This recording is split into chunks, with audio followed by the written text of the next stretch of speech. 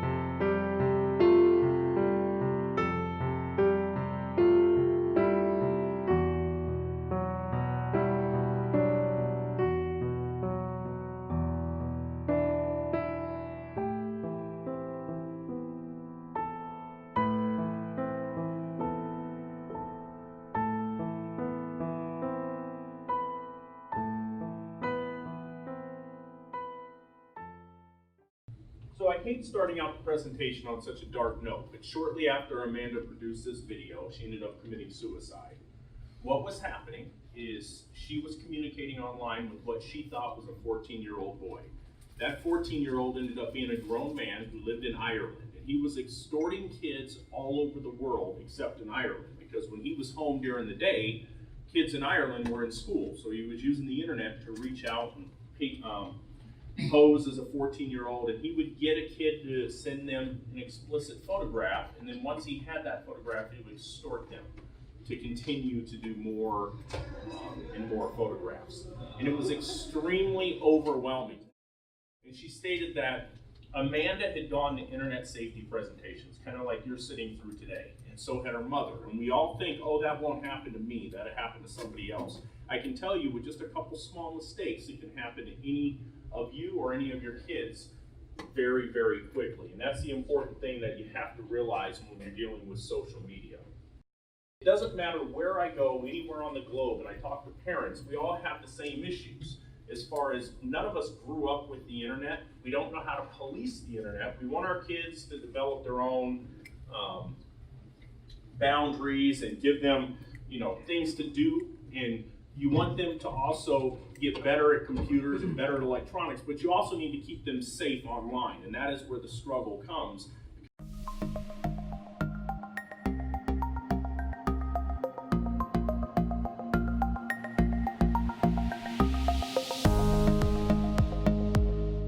So how does this work? Several months back, I was given a news interview in my office on this topic. So I had the cameraman and I had the news reporter in there, and I had her take a picture of me so I could demonstrate. So she takes a picture as I'm sitting there, and let's pretend I know nothing about exit data or metadata. We all know how to use Google, so I go to Google and I put in view exit data in photo, and I intentionally spell it wrong, but Google corrects it for me. And it pulls up, and it's hard to see, and I know you can't see in the back, it only pulls up a couple results for me to choose from. So it only pulled up 9,900,000. So one of the first ones I clicked on was Jeffrey's Exit Viewer, which is right here. And it brings me to this page, and it gives me a couple options. I can either upload a photograph, or I can put the address of a photo that I'm trying to get this information from. Well, since I had the photograph, I chose to upload it, so I clicked View Image from File, and then it brought me to this. And then it tells me a couple things about the photograph. It said it was taken with an Apple iPhone 5, it was a 4.1 megapixel camera, the flash did not fire, it was September 18th at 8:35 in the morning, and it gives me the latitude and longitude. It's been quite a few years since I've been in high school, so I don't remember nothing about latitude and longitude, but I don't need to. Okay, it gives me a map. This right here is Martin Luther King, this is Ulta. This here, these three buildings are Metro Police headquarters. My office is on the second floor, right near that green arrow. I got a great view of a dumpster, Walker Furniture, I-15. That's about right where I'm at. It's about 40 feet from where this green arrow is. If I were to take that picture at your house or at a Starbucks or at a school, someplace that's not a huge Class A office building, it would literally show the exact location down to the bedroom. So why is this important? Several years back, we had a 13-year-old girl here in this valley who sent a picture to a guy that she thought was a 14-year-old kid in California. That 14-year-old ended up being a grown man who was able to find her house from that photograph when a neighbor called in a suspicious car parked in front of her house.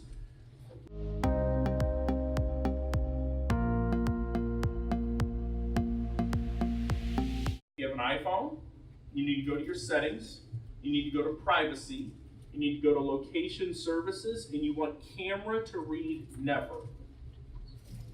Settings, location services, privacy, and camera should read never. If you have an Android, you need to actually go into the camera app itself and look for the gray settings wheel, and you want to look for location tag and turn it off.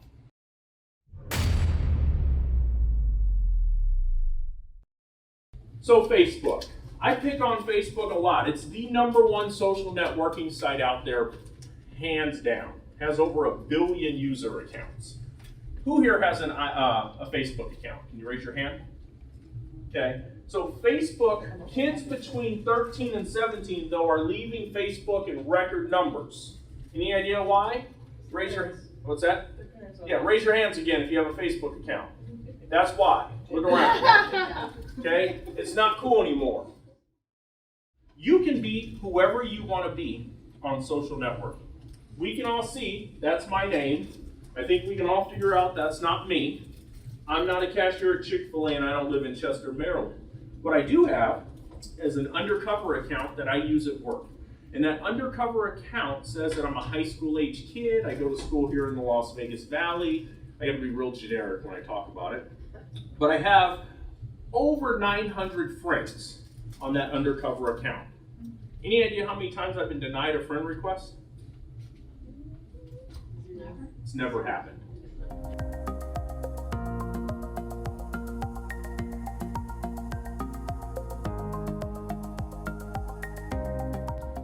What are you posting? Can you delete what you post? No. Okay, that's right, no. You can hit delete, but I promise you, you give me 20 minutes, I can pretty much recover every social networking post you've ever done. Rule of thumb, would you go up and introduce yourself by your screen name to your principal, coach, pastor, or grandmother? We see some of the most inappropriate screen names from 13-year-olds that will make you blush. The point is, if you're embarrassed to sit up here and tell somebody your screen name or email name, is that the screen name or email you should have? Are you inviting trouble? And I will tell you, since taking over the vice and sex trafficking section, that's something we see when pimps are looking to target victims that they're looking at is if you're 14 and you're putting sexy XXX 702 in your profile, that's something that's going to attract attention of someone who is going to traffic children. Providing the correct age. This is extremely important for juveniles because if you have a 15-year-old who puts that they're 17 or 16 in their profile and goes out and meets a 25-year-old and becomes the victim of a statutory sexual seduction, and now we go interview that guy and he tells us, well, I thought she was 16, we now have a criminal case that will go absolutely nowhere because of the age discrepancy on that page. Very, very important. Never telling people that you don't know your address or location. So who here has used the check-in feature on Facebook? And I know I'm not the only one, okay? So you check in on Facebook, you're so excited, you know, you've been saving up for the trip to Legoland, you take your kids to Legoland for spring break, you're in front of Snoopy and you take your selfie with the four of you and you post it on Instagram or Facebook. What did you just do? You're not home. You just told people that you're not home. And if you're in high school and you're sharing that information with your friends, that's a great opportunity so your friends can go shopping at your house while you're gone. It is a trend we are seeing now in high schools.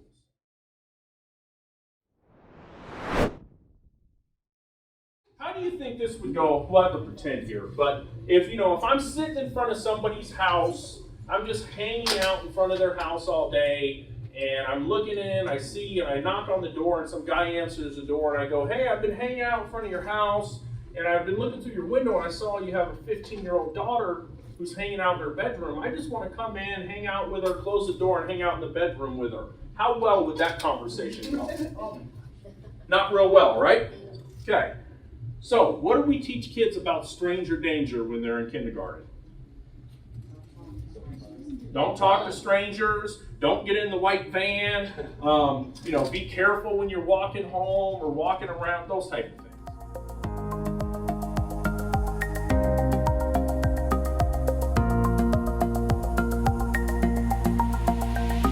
Who has heard of Omegle? One? Okay. So if I were to ask high schoolers this same question, the difference, they all will raise their hand. So how does this work? I was having an undercover conversation on Omegle on my undercover account. So I log into so what you're going to see are screenshots from an undercover account. I log in, it's 8:51 in the morning. First thing I get, are you a guy or a girl? I said, girl, you? He says, look me up, and he gives me this. And I give him a question mark like I don't know what he's talking about, but I do. And I'll talk about that in a second. And I go, are you a male or female? He says, male. Where are you from? I said, Las Vegas. I go, you? India. Are you there in Kik? So what he was giving me is his Kik user account name on the previous slide. I go, India, wow, that's far. Yeah, I'm on Kik. He gives me a happy face, send me your ID. So he asks if I've had sex before any time. He asks I say, yeah, how was the experience? You can see, he asks another question I censored. I said, oh, I don't do that. Oh, okay, well, how was the experience? Hardly, and you can see that by your boyfriend. I say, I'm not really 20. He says, then? I said, 15. Okay. Well, everything else is true, I tell him. Well, share your experience, and we can have online sex. I said, online sex, how does that work? Well, if you're interested, we can start. Okay, are you alone in your room? I said, well, I'm in my bedroom by myself. My mom's making breakfast, so I may have to disconnect if she knocks on my door. Don't miss me, I'll be there in Kik. You have my Kik ID? Yeah, okay, my name is Hatch Wilfred, okay. Let's come to our privacy sex, close the door, sit on the bed. I said, okay, I did. Start grabbing your boobs. It's actually me. He asks if I'd be becoming horny. I tell him breakfast is ready. I got to go for now. There's only so much I'm doing for the sake of this presentation. Okay? So, I have had 200 conversations on Omegle. 198 of them are like this. This is a G-rated one that I can actually edit and use in a presentation. That is what we're talking about when you're dealing with the app Omegle. So when we talk about Kik, who has never heard of Kik? Okay, Kik is hands down the most popular text messaging app for kids.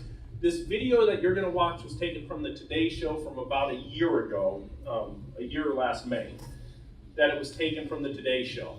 They'll tell you 40% of kids in the US are using it. I think it's higher than that. The amount of kids that are on the app is through the roof. For some reason, domestically, it's Kik. As soon as you leave the US, it's WhatsApp. Who's heard of Whisper? Okay, couple. So Whisper is another anonymous app. You can make comments and posts and communicate with people based on geographic location. So while the video was playing, I just pulled up Whisper, and I can just pull up some people. So somebody who is within a half a mile of where I'm standing just made a post. Well, that's the most money I've ever given a bum. The next post is someone within a quarter mile of where I'm standing. Hey, I'm just selling my vids. 20-year-old female. Hit me up on Kik for a sample. I miss making out with someone. Hit me up 1 mile away. You see what can happen with these apps? Because now I know the people who are posting them are communicating, and I can walk to where they're at. Just be aware of Whisper. Using it. Been a cop 19 years, the most scariest case I have ever had in my entire career, off of meetme.com. Used to be called myyearbook.com, now it's meetme. And especially when you're dealing with sex trafficking, for some reason pimps gravitate towards this website. Be concerned if your kids are on meetme.com.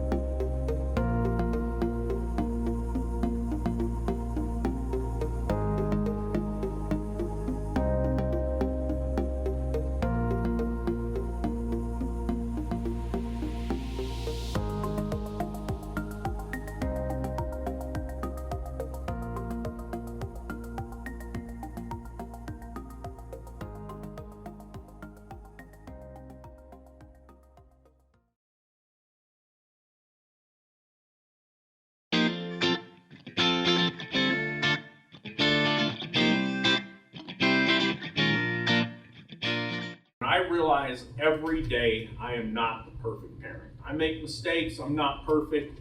However, let's pretend you guys are not me. You guys are all the perfect parents. You do everything right. You've never made a mistake at parenting, you're perfect. So speaking of being perfect parents, where do you perfect parents charge your kids' electronic devices? Huh? At home? Where at home? In my room.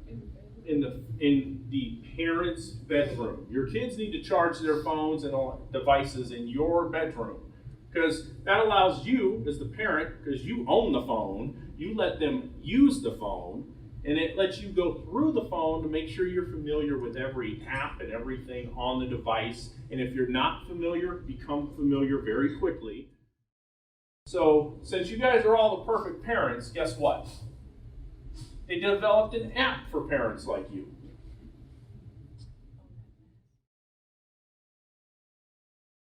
And I don't want to get too complicated with photos, but every time you take a picture, there's a thing called a hash value. A hash value is basically the fingerprint of the photo.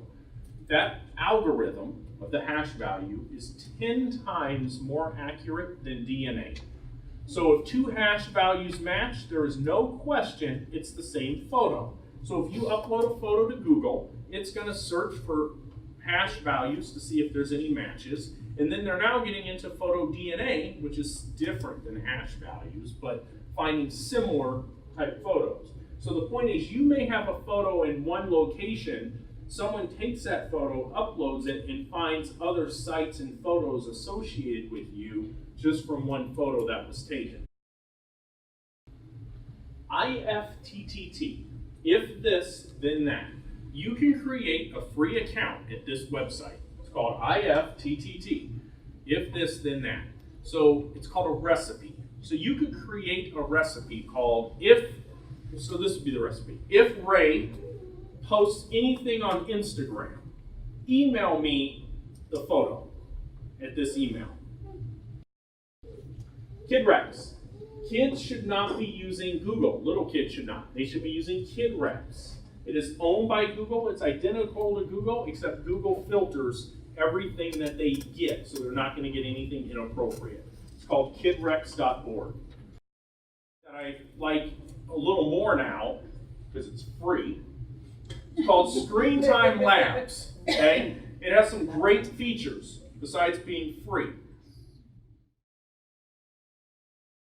Lastly, we're always telling kids, don't do this, don't do that, but we don't really give them something that they can do.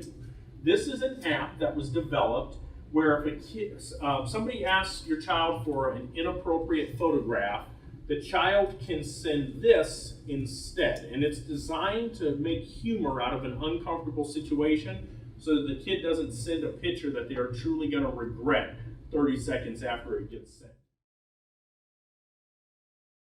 Here's the resource page if you want to take a picture of it. If you go to Internet Crimes Against Children Task Force, you click on resources. There are a ton of resources there.